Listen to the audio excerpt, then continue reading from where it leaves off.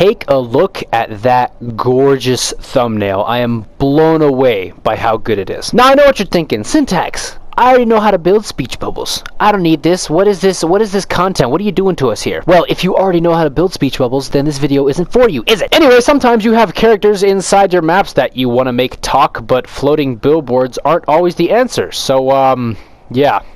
Speech bubbles. Let's look at them.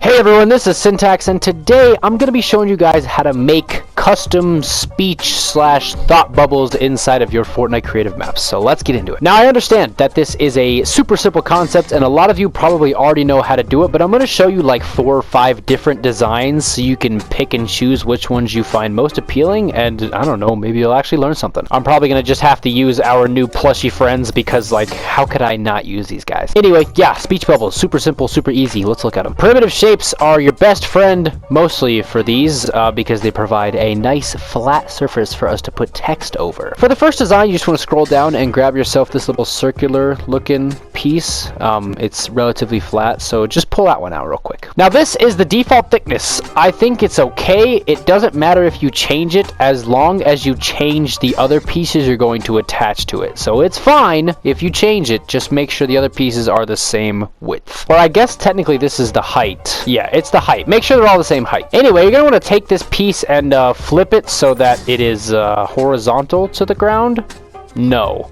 Perpendicular to the ground. Yeah. Next thing is literally just to stretch it so that it fits whatever amount of text you're going to be putting in here. That looks like a solid size to me, so I guess we're ready for the next step. At the top of the gallery, you see a bunch of these pieces right here. You want to grab this really awkward small triangle shape. This is the best shape in my opinion for this whole thing. Now the first step is to actually orient this so it like makes sense. What I mean by that, of course, is have it so you have like the sharper point kind of facing toward whatever character is going to be speaking, if that makes sense. Now you're gonna notice if you try to line it up by grid snapping, it doesn't really line up for you, so you're not gonna be able to grid snap this next part. Luckily for us, white primitive shapes don't actually clip into each other, so all you want to do is kind of, oh, I think I got it first try. You kind of just want to take your time repositioning it to the point where it flows nicely into your speech bubble. I can't believe I actually got that lined up first try. That shouldn't normally happen. Usually you have to make a couple adjustments, but I guess I just got it first try. I don't know how. You can go ahead and grab a billboard and then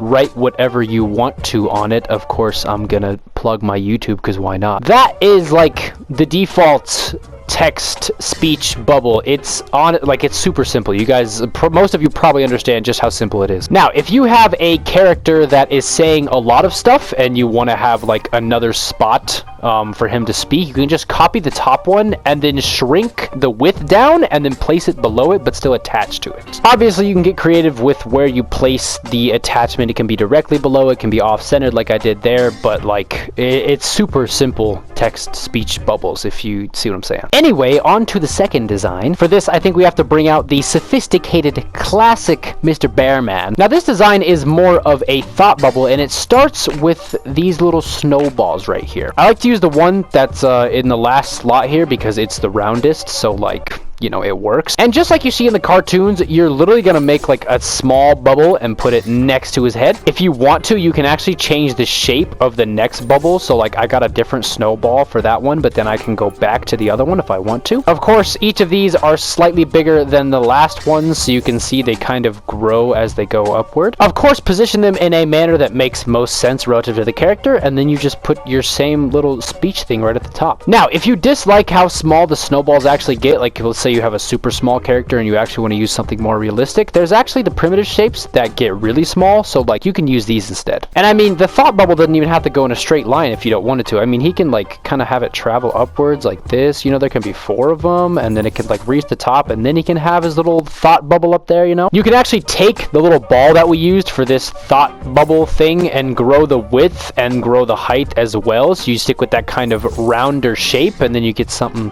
like that. Be careful when you do this though, because because you absolutely destroy the hitbox. Like, look, I can't even find it. Look, there it is, but if I look anywhere else, it's like, where did it go? And if you want to be super extra, you can do that little like fluffy pattern all the way around with the same piece, but like that, there's no reason to be that extra. So yeah, there's your classic thought bubble. The text doesn't line up as well with the surface because it's not as flat, so you actually kind of want to take your time and line this up really well. But it does look pretty good in my opinion, so yeah. If you wanted to use that piece, you could, but like the shading with this piece is just better, so do whatever you want, honestly, it really doesn't matter. If any of you remember my Be Home in a Bit scene with the phone, I actually used this thin piece right here because if you stretch this out, it actually looks like an iPhone message or something like that. Hopefully you can kind of see what I mean when I say it's like the little text bubble thing. It's not perfect, but like if you just take that piece and shrink it down and do the same thing, you line up the bottom with the bottom of that, it looks pretty good. Of course, if you want to have two characters say the same thing, obviously flip this to have it coming onto both sides. I put them at different heights too because it makes it look better. Hopefully you see what I mean by different heights. You can also like rotate it and of course put it up higher and put it lower and whatnot. But you know, if you have two people saying the same thing, then just have two separate like ends of the speech bubble. If you're feeling especially strange, you can have the thing leading up to the speech bubble be whatever particular obscure shape you want it to be. Maybe it fits the theme of the map better. I don't know. The point is there's a lot of different designs, and hopefully this little video sparked some of your imaginations and you can get straight to it. But yeah guys, that is how you can make different speech bubbles in Fortnite Creative. I know it's a super simple video, a super simple concept, but for some people it might have helped out, and now you can give your characters little speech bubbles inside your maps. It's not going to work for every map. It's more of a goofy approach to text display, but I think it's a useful tool to have in your belt for the right situations, as is everything in this game. But anyway, that's everything I have for you guys today. I really do hope this video helped you out, and yeah, this has been Syntax. Later.